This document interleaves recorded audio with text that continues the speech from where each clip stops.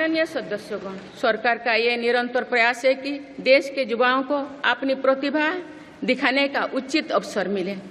सरकारी भर्ती हो या फिर परीक्षाएं, सुनिए, परीक्षाएं किसी भी कारण से इनमें रुकावट आए, ये उचित नहीं है। इनमें शुचिता और पारदर्शिता बहुत जरूरी है।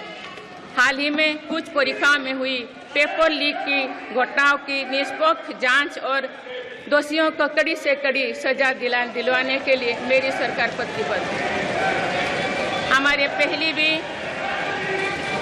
इससे पहले भी हमने देखा है कि कई राज्यों में पेपर लीक की घटनाएं होती रही है। इस पर दलीय राजनीति से ऊपर उठकर देशव्यापी ठोस उपाय करने की जरूरत है। संसद ने भी परीक्षा में होने वाली गड़बड़ियों के विरुद्ध एक सख्त कानून बनाया है। मेरी सरकार परीक्षाओं से जुड़ी संस्थाओं, उनके कामकाज के तरीके, परीक्षा प्रक्रिया सभी में बड़ी सुधार करने की दिशा में काम कर रही है। मेरी सरकार 55 करोड़ लाभार्थियों को आयुष्मान भारत योजना के तहत मुफ्त स्वास्थ्य सेवाएं भी उपलब्ध करवाए हैं।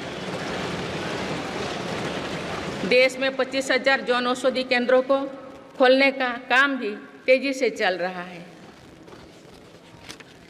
आप इस क्षेत्र में सरकार एक और निर्णय लेने जा रही है। आप आयुष्मान भारत योजना के तहत मुफ्त इलाज का लाभ 70 वर्षों से अधिक उम्र के सभी बुजुर्गों को भी मिलेगा।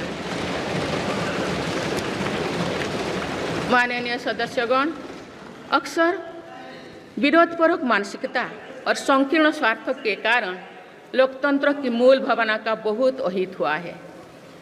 इसका प्रभाव संसदीय प्रणाली पर भी पड़ता है और देश की विकास यात्रा पर भी पड़ता है।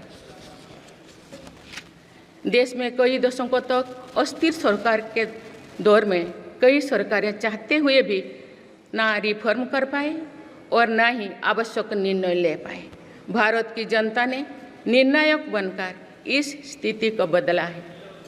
बीते 10 वर्षों में ऐसे अनेक रिफॉर्म्स हुई है जिनका बहुत लाभ देश को आज मिल रहा है।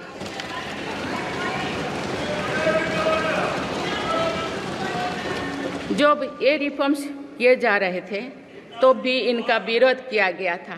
नकारात्मकता फैसले की कोशिश की गई थी, लेकिन ये सारे रिफॉर्म्स समय की कसौटी पर खरे साबित हुए हैं।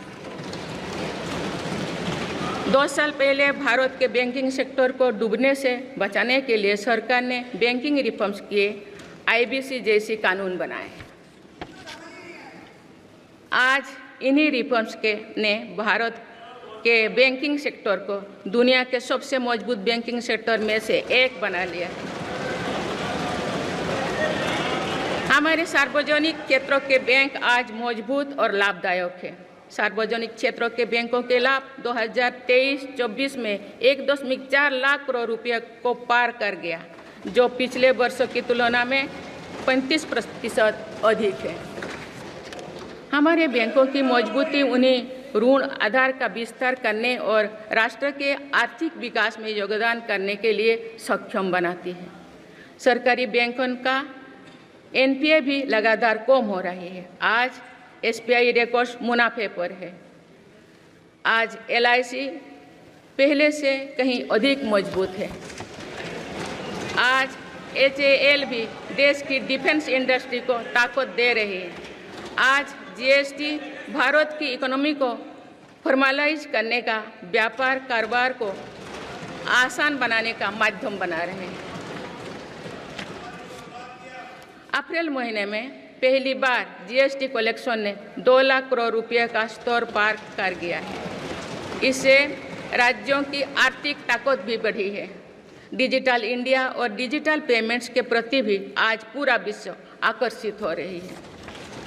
माननीय सदस्यगण, एक सशक्त भारत के लिए हमारे सैन्य बलों में आधुनिकता जरूरी है।